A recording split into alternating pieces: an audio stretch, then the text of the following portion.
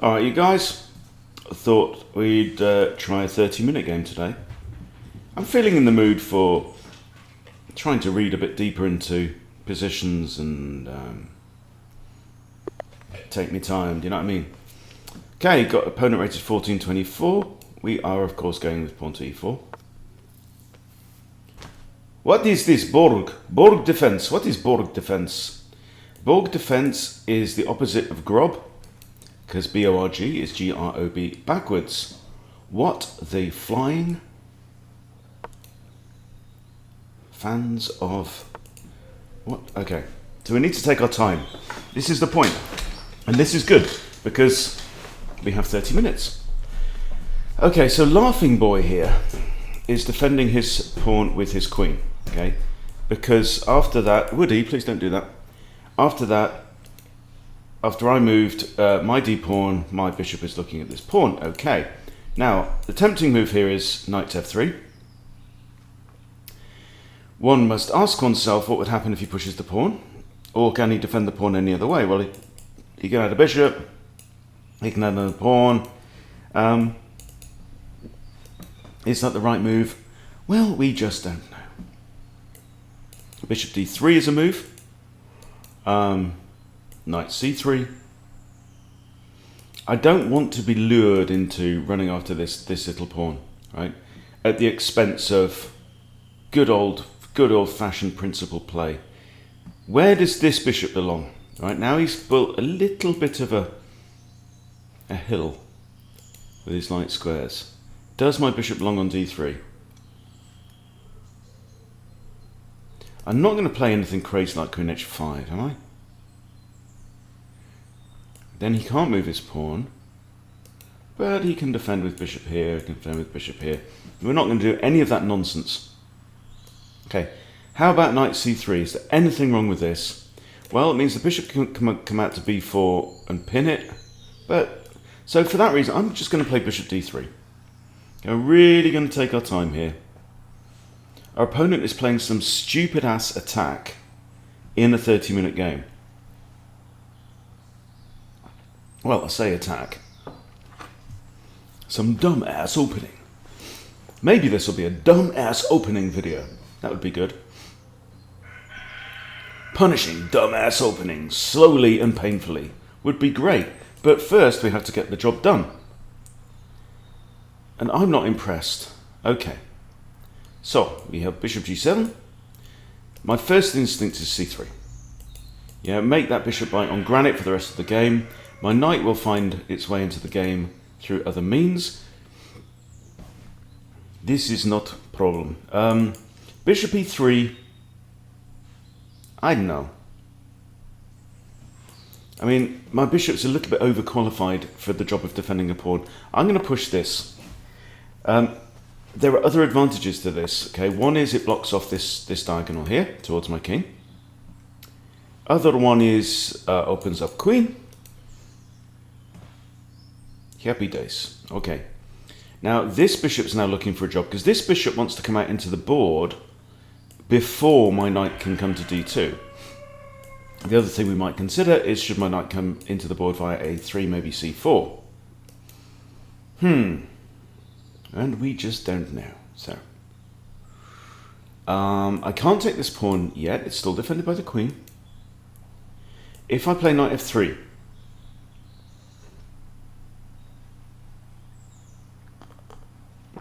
see, also we need to think strategically about, is he going to castle that side? And surely not.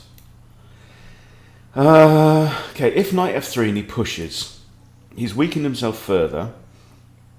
I can't go there because it's attacked by knight and bish. I could actually go there. I could occupy that g5 square. But do I want to do that? Or do I play knight e2? Looks a bit funky, but it does then cover f4. My queen still has options to come out into the board.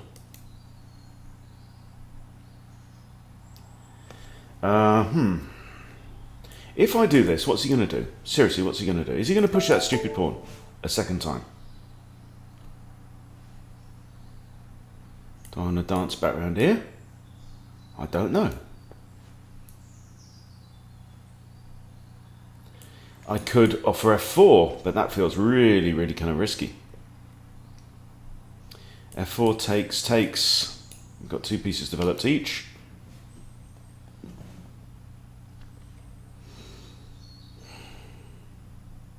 I'd like to castle my king, because in unfamiliar openings it just helps me to relax. But knight e2, right? It's looking at 2 squares where it can't go. So these 2 are out of bounds. This one right now is a bit silly. That one's not the end of the world.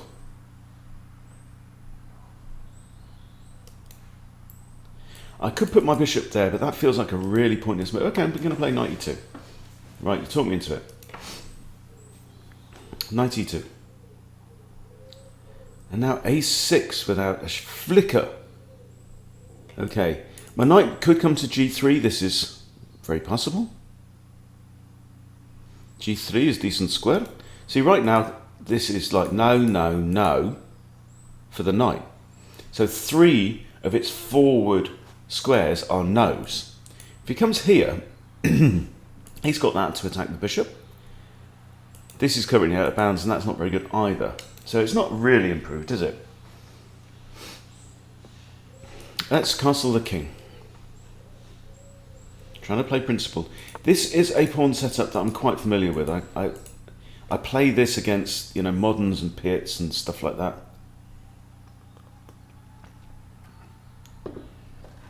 I could actually lift my queen to d2 and threaten this pawn. But that's, again, that's a one-dimensional threat. Okay. I'm just going to bring my bishop out here. I feel like I need to get some time. Just get everything off. Okay. And now we get to the point. Problem is,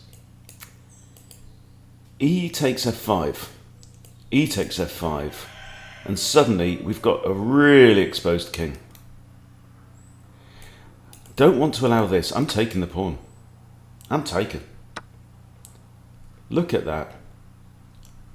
And now we have a hanging pawn. Do we not? Do we not have a hanging pawn?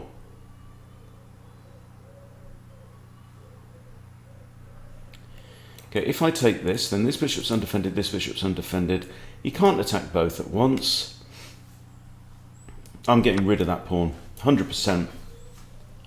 100. Okay, now I've got like queen. I've got queen d3. Queen d3 I like. I can defend with a knight also to knight g3.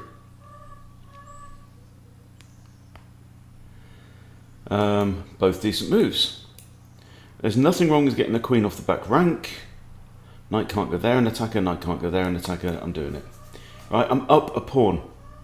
I've used 7 minutes of my clock, right? Al3 and Need 2000 has used 1 minute. Now he's attacking my bishop second time. I'm kind of liking knight to g3 to defend. He's also blocked off his king there. I could just drop the bishop back and attack this knight. I could drop my bishop back to here, which might walk into h5. Yeah, let's defend with the knight. I like this. I want to open up the e-file. He doesn't want to open up the e-file. Okay, he's coming after my knight anyway. Fair enough. Fairly snuff. Okay, I briefly considered this. And if queen takes, I have a check here. The problem is that after he takes the pawn, his queen is defended by his knight, so I don't win the queen. So this is not good. He still has 2 attackers on here. Is it time to drop the bishop back to safety? I believe it may be.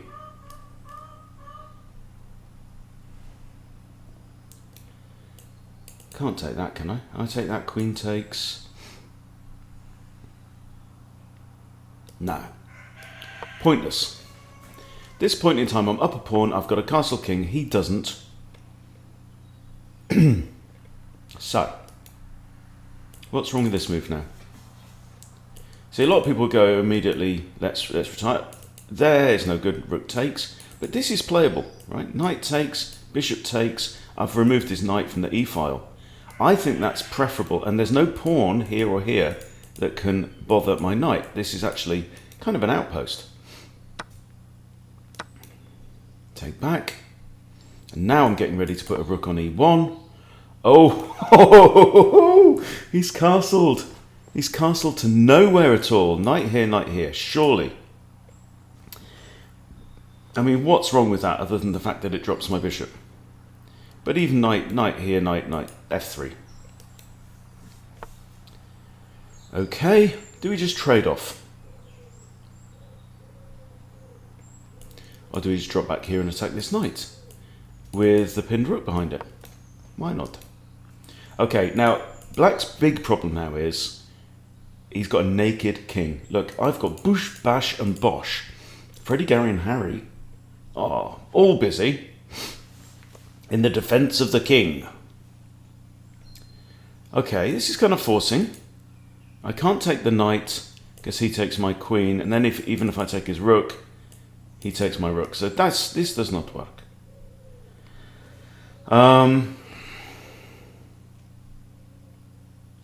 This pawn is attacked by my bishop and defended only by the queen, yeah? So if I takey, then the rook defends the pawn. Nah, boo. I takey. If I'm not taking. Rook e1 is a thought. f3 is a thought. Then if takey, and I'm attacking the queen. And I've got a really nice pawn center. Let's just think this through there. If he takes, I can take with pawn, I can take with knight. Let's try that one. I like that idea.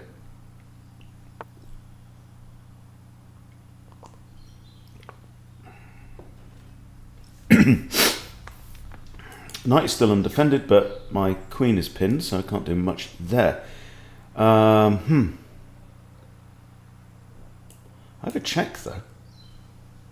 Look at that, got a check. Question is check any use? He can block with bishop, but then he loses this pawn. Because I take, queen retakes, yeah, drops the pawn. I go there, check, king buggers off out the way. How many attacks have I got on there? Only the queen. I could here simplify. I could just take, and then even swap off the queens if I want. And I think I'm in a better position. I have an extra pawn. I would like him to take that. I'd like him to take and me do this. So maybe it's just time to play my rook over to the open file. Yeah. Right, now he's forcing the issue. Now I have to take. Queen de captures. I take queen, rook takes queen, I can't take that. We are looking at an endgame where white has a slight edge, having the extra pawn. Which extra pawn is it? It's Freddie the F pawn. So this is winnable. Other key factor is these kingside pawns. Now, the downside of these kingside pawns is it leaves the king vulnerable because he's lacking protection. The upside of it, in a way, is that these pawns are advanced quite high up the board and could be a promotion threat. However, they are also in the minority in that side of the board. They're in a 3-on-2 situation, 2-on-3 situation. So if I take, first let's look for tactics. Can I chase the rook away? I'm not happy with this knight now here. It's only made one move so far. So do I? So my choices are either there. I mean, there's nothing that can defend the queen. So I either have to trade queens or I have to retreat here, where it's defended by knight and thingy, rook, or I play queen e2 and run away like a Weasley coward. But then I'm going to get a rook here, which is not end of world. Go on, let's go in. Let's do it. I can't see any kind of upside to running away. I like my position in general. I need to improve my knight. Where would my knight like to be? If I could pick my knight up and drop it anywhere on this board, where would I like to put it? I'd like to put it not there because knight takes. This is a good square for knight. Quite happy with that square. Quite happy with that. Okay, decision made. Knight's coming round the corner. There we go. And my opponent here has still used less than 2 minutes of all of his time. Okay, my knight is coming towards the centre, or is it? Let's just hold on 1 second. Right? Am I concerned about this? No, not really. Not really. I'm attacking pawn. I'm threatening this, which comes at the rook and the bishop. His knight is arguably a stronger piece right now than his bishop is. Reason being, his bishop is still biting on granite because of that early decision. His knight, however, has freedom of the board. Okay, he's now saved his pawn. If I wish, I can take out his bish, as the saying goes. I would also like to deflect this rook from the defense of that pawn. Now, this is the only square from which the rook can defend that pawn. It can get to there in 2 moves, but if I can deflect this rook, but how do we do this? Can I get my knight to any square where it can chase the rook away? If I come here, for example, I'm attacking that and that, so his rook's probably going to come here. Then I take out the bishop. Don't know about taking... I mean, in an open board, I don't know. Maybe I should defend this pawn. Maybe I should play this move. I really want this pawn. I come here, he's got to go there or there. Okay? If he comes here, I can go back and attack him again. If I do this... I'm attacking rook and pawn. Oh, but pawn's defended by knight, so he's not too concerned about that. Oh, this, I'm attacking the rook, and I've got 2 attackers on the pawn. Oh, why didn't you say? Okay, now I can win the pawn. Win the pawn, and it's Christmas. Am I concerned about bishop here? No, I can just save the knight. I'll put knight back there. I can trade off. I'm going to be 2 pawns up. God, he's moving so quick. Why are you moving so quick? Right, you want to take out my bishop, which is the only defender of the knight. Is that not true? I put it to you, sir. I could push pawn. Defend knight with pawn. Look, I've got 14 minutes left. Sometimes you can just go, do you know what? I'm gonna have a wee. I'm gonna put the kettle on. Don't matter. All right, come back and have another look at it. Walk away from the board. Leave the playing hall. F4, you know, may not be such a stupid idea after all. F4 kind of makes life a bit harder for this bishop. If F4, I can bring my knight back here. Yet undefends the pawn by the rook. Then knight back here and I'm attacking this pawn, look. Might not be such a mad idea after all. I have other ideas. I could draw bishop away. Creates tension. I started. I don't want to leave my knight. I'm going to play a 4.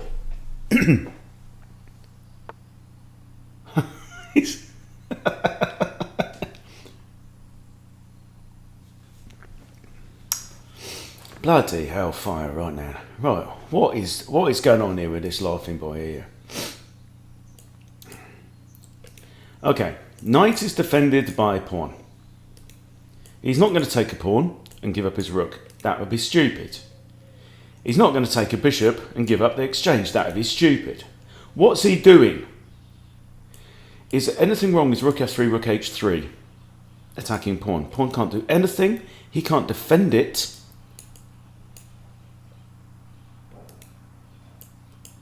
Rook f3.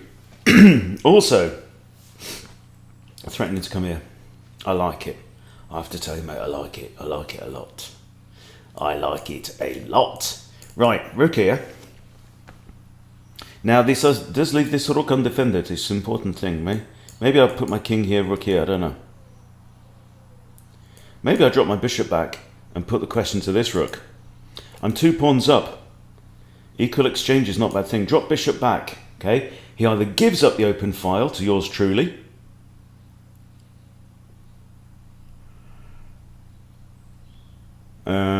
just looking at checkmating ideas. If I get my rook here, king here, rook here, king goes there. Could be good. Anyway, drop bishop back. He trades off, no worries, right?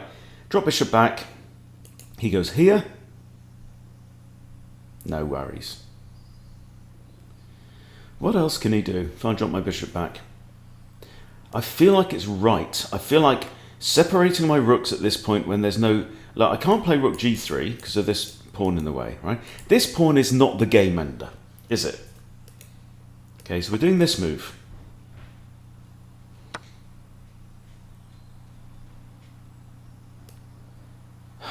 Okay, now I do this, and there's a whole big heap tension between rooks.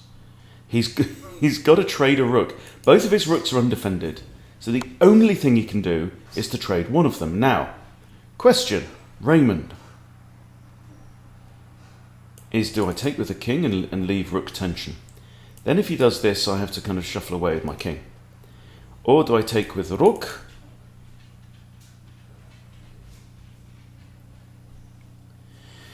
Taking with rook means the king can't progress onto this part of the board.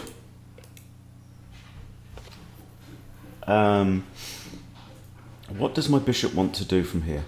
If I take with the king, he might just come here, and I don't think is there any benefit to bring my king out into the board? There might be. Come on, let's try it. Just for shits and giggles.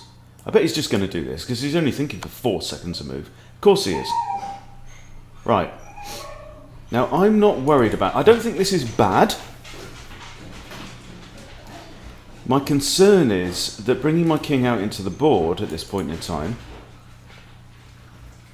could fall prey to a hunting knight. However, if I can get my king to here, I've got part of a... like a pawn diamond, right? Well, in fact, the bishop fills the pawn diamond. So if my king can get to here, yeah, to this square, then the knight, notice, can't give check. Can't go there, can't go there, can't go there, can't go there, right? Can't give check from in front, can only give check from behind, yeah?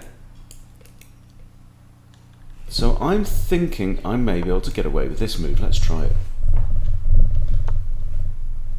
I think somebody clicked on 30 instead of 3 minutes, because he's used to playing 3 minutes, isn't he? Right, now, don't know the point of this move. I could do this and try and trade off the pawns. But if he takes and takes, I've then got double pawns, so I don't really see much point in that. I'm going to put my king here, where I said it was going to go after all. Notice the rook must now defend the knight. Okay, what's your game? You can't go there, because the pawn takes. You can't go there, because you get taken. If I come here, and of course you can't give check. Notice this two squares diagonal away from the king. It'll actually take him 3 moves even to give check, right? Like 1, 2, 3.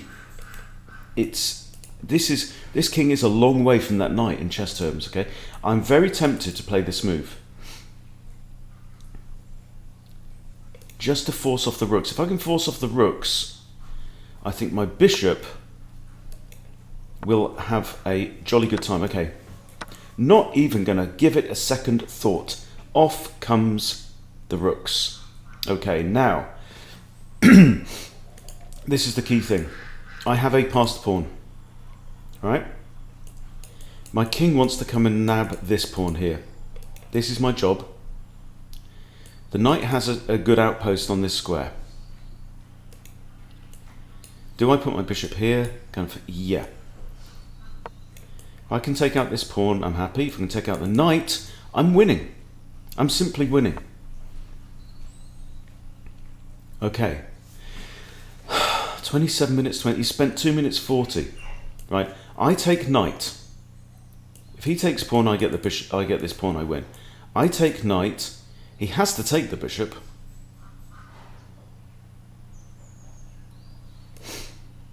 Hang on. I take knight. He must take bishop, right? Now I'm going to lose this pawn. But do I have enough compo? It's not 100%, you know. Currently this knight's pinned. I mean, it can go here or here and defend that pawn. But I don't have to rush this decision. My opponent is playing Russian chess. I don't want to play Russian chess. What about this move? He captures en passant, I capture, I push both pawns, and we cover all of these squares, and the king literally cannot get through. I could push c4, threatening to dislodge the knight. c4, oh no, pawn takes, and I can't recapture the king. I take, pawn takes, I push pawn takes, king there. I think it's winning. I think it is. Hang on. I take knight, pawn takes. So he's got double pawns, okay? These are off the board. And he's got pieces here and here. Right, 2 pawns there. I push here. He might take this pawn, which would be an error. Oh no, actually, as long as he's got pawns here and here, my king can't get through.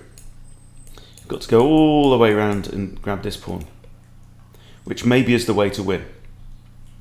How long is it going to take his king to win from here? He's got to take this pawn.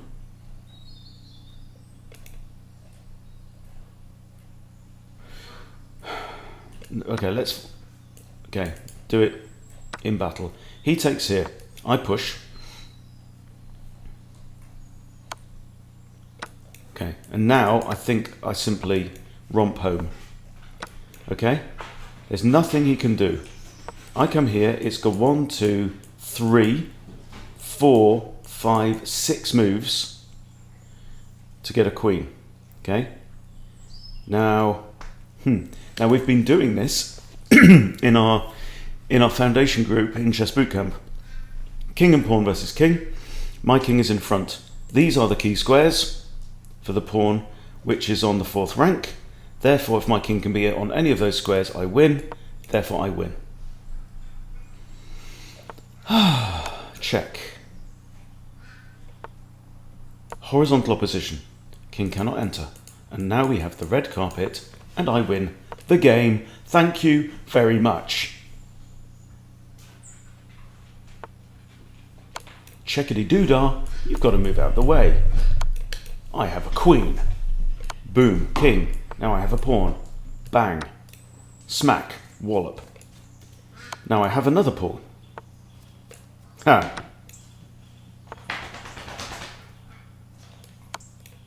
All your base are belong to us. You can't resign now. This is embarrassing.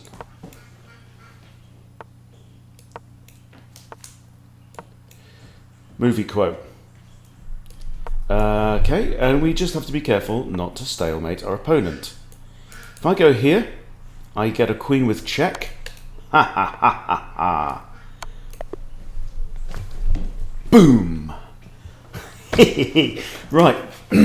What have we learned? What have we learned from this performance?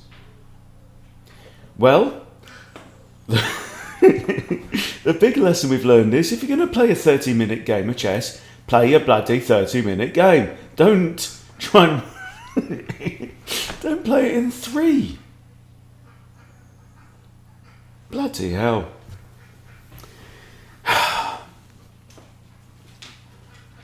Oh, wow, I made a blunder. And he missed it. Look at that. He actually played with 69. What is my blunder? I made 2 blunders. Well, well, well. Dropping bishop back was a blunder. I'm still slightly better. Okay, so the line is, I'm guessing, this. Or this. It's talking about a kick, but it's not saying best here. Okay. Best move was to develop my knight. But my concern here is he can kick this knight away with his pawn, and then I've got an underprotected bishop. That's an interesting one. But there was a much, much worse blunder here, and I played, I'm not going to look at the thing, knight there. What's wrong with that? You're losing... Oh! He's over-attacking the bishop. Oh, my lord. What? So finally, when I played the move that he wanted me to play, a couple of moves later... Oh, and that's just a counting mistake. So he castled, and then he misses it. And then I play... Oh, I should have dropped my bishop in here, a check. But, you know, things get missed. Especially when you're only 1 minute 20 into the game, like Muppet Face here. Interesting. Well, look, blunders happen, but wow, wow, wow, wow, wow. And, yeah, we pretty much wiped him off the board from that point. But let's just check out this opening. You know, how well did we do against some random ass opening? Book, book. Very exciting time. Bishop d3. You see, like I took a while over that move, right? And I thought it through, and I thought I weighed up the pros and I weighed up the cons, and I came to a rational decision, and it turned out to be best. This is good. This is okay. Yeah, I think the other bishop came there anyway. Okay. Knight h3. Okay, knight h3 is interesting because I added this. I think we might have thought about, I certainly thought about knight f3, but that's okay. But look, we're already like +2 at this point. And then knight g3. I think we get knight g3 anyway.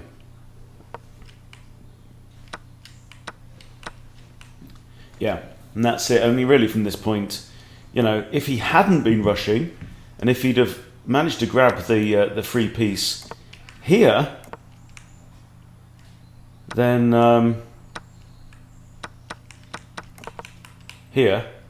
then he might have been all right. I mean, according to the machine, he'd be -4, so he'd have been doing okay. But yeah, slightly embarrassing, that one.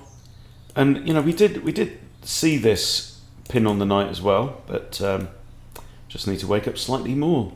But there you go, nicer, slower, longer format game. And look, I finished with 4 minutes 35 on the clock. 4 minutes 35 is heaps of time to convert a one-end game, right? So use your time to get yourself to a winning position, and then you can very often just walk it in from there, as happened in this case. Apparently queen A to G2 was no, queen A to A1 was best as well. It feels the need to tell me that there are two mating ones, and one of them was slightly better than the other one, but there you go. Cool stuff. Yeah, use your time to get into a winning position and then simply convert is the thing. But quite honestly, I mean, this guy's, to finish a 30-minute game with 58 moves, right, each, having spent less than 4 minutes, that's just embarrassing. Yeah, this is embarrassing. Bad stuff, all right? So, hope that's some inspiration for you. Thank you for watching. See you later.